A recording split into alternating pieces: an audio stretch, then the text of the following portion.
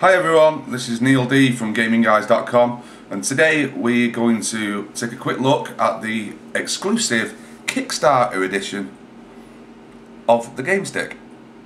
Now, we weren't too sure whether these were going to come out before we was actually seeing them in the shop, but at last minute they actually put the release date back because of a Wi-Fi software issue, and they was waiting for an update from China. We didn't get a lot of feedback from them, that was all we was told. So the date went back to the 8th of November for release in GameStop abroad and at game.co.uk in the UK. But we've finally received it, and if you look closely, obviously it's got the Kickstarter logo at the bottom, which tells you that it is a Kickstarter product. We was a backer, GamingGuys.com. I'm going to take a quick look over it. I'm going to move to the comfy seat in a second, but basically the specs, it's powered by Android. It's got ARM Cortex A9 CPU, Mali 400 GPU, onboard 8GB storage, 32GB micro SD card support, built-in Wi-Fi, 1080p video playback, Bluetooth version 4, a micro USB stick, a micro USB controller, Bluetooth HID Android compatible controller, and full parental control with content filters. And there you go, that is the Gamestick, that is the box. And I'll just show you quickly, if you've not received yours, then you will get it in a plain box like this. This is what mine came in, just to protect the actual manufacturer's box. So that goes in there.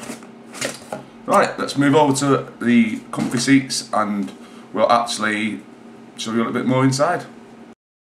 Stick is, it's got a hologram label holding it together, tamper-proof label. So you're going to need a decent set of fingernails, a little watch screwdriver, something sharp, a pair of scissors.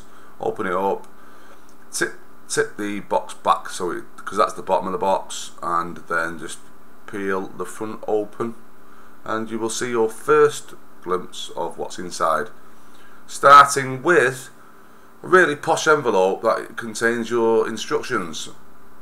I would not advise you to ignore these because it will save you time. I know that it saves you time because I've made the same mistakes on mine. So it shows you all the parts, quick troubleshooting guide, setup guide, the usual. Very short, very sweet. It is not in depth. And there's a crystal cased piano black and green Kickstarter edition of the Gamestick, which is the one that I chose out of several different versions. It was just the one I liked. The case will keep it safe for when you're transporting it, and the controller will keep the actual unit safe, the console safe. It's very hard to call it a console. The two little dots in the centre of the screen there are your wireless docking station that will charge it up, and there on the back is your Gamestick console itself, which looks very much like a USB. So let's get it out of the case. It's a very slimline unit, much slimmer than the Xbox 360 and PS3 joypads. It smudges easy in piano black, but it just looks gorgeous, and it's got a white bezel all the way around. And this is where the instructions come in handy, because I'm now trying to get it out by my fingers and it's seriously not working. I'm going to claw this out basically because I've not read how to get that out of the unit. The controller is pretty much stuck in there tight, and short of jimmying it either side a little bit with your fingernails, you're going to struggle. You can get it out though, in case the slider breaks. But there's your Gamestick, that's your console. That little white box is your console, and that's where it stores. It doesn't plug into anything, it's literally a storage area. That's about it. And that on the back, the little white switch, is your slider. That's quite tight because it's brand new. It will probably free up over time. So will the springs, but like I say, it's brand new. Don't expect big things. That's how you do it properly. It takes a firm grip when it's new. It's not easy to push that slider up. And it also fits in one particular way. They've got it marked up one particular way. I'm not too sure why, but there is a diagram on the back that will show you, because the pins are offset, so you can see which side should go which way. It's thicker on one side than the other, and that's how you just store it away. It's quite nice. Nice to have it. So, moving on. As you delve deeper into the box, you come across an iPhone style charger. A standard 3-pin for the UK, obviously. And then we've got several tangle-free leads here. They're flat, so they can't get twisted, which is a really good idea.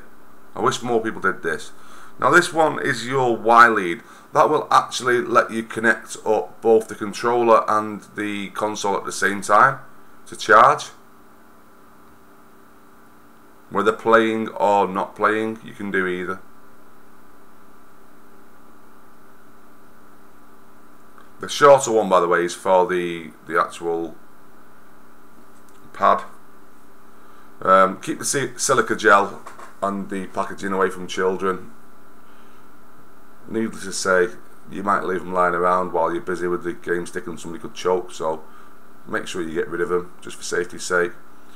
That's how the charger goes together, and then all you've got to do is use your severe finger muscles to get the game stick out because it's so brand new, and you can plug it into whichever you want. And like I say, the Y charger will charge both at the same time, but you can charge them individually if need be. You don't need a charger on the unit I'm holding right now, because if you've got a smart HDMI slot on your TV that's got 1.5 amps, it will actually keep that charged automatically. You will only need to charge a controller, and that's on the newer TVs. It just depends on your products that you've got in your house, so you'd have to check that with the manufacturer. Now the one I'm getting out right now, this is quite genius really. This one is for plugging it into a TV that's on a bracket on a wall. So if you haven't got the distance to plug it actually in, and you'd have to pull a bracket forward, that will let you plug it in, and then it would hang down instead and just hang there.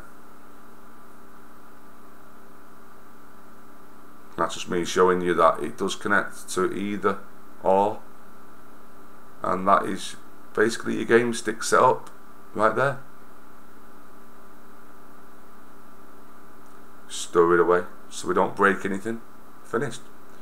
So we're trying to do a controller connection here. Now we had issues with this because we had it plugged in charging at the time. We didn't give it any charge time really, simply because we've been waiting so long for it to actually turn up.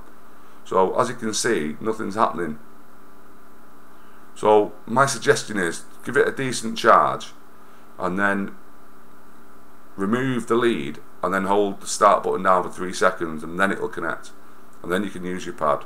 Then you can connect to your Wi-Fi and go through your setup procedure. It's a much better way of doing it.